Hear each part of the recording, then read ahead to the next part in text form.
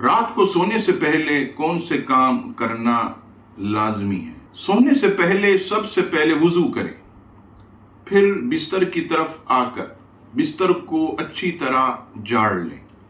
یہ نبی پاک صلی اللہ تعالی علیہ وسلم کی سنت مبارکہ بھی ہے۔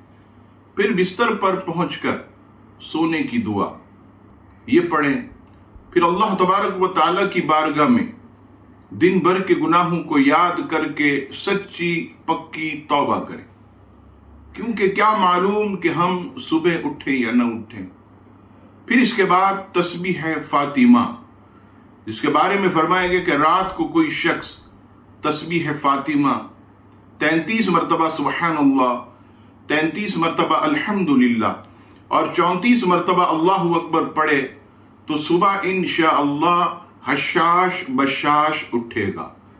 پھر اس کے بعد سورہ فلق اور سورہ ناس، قل اعوذ برب الفلق مکمل سورت، قل اعوذ برب الناس 3 مرتبہ پڑھ کر ہاتھوں پر ایسے دم کریں اور چہرے سے شروع کریں اور پورے جسم پر ہاتھوں کو پھیر لیں۔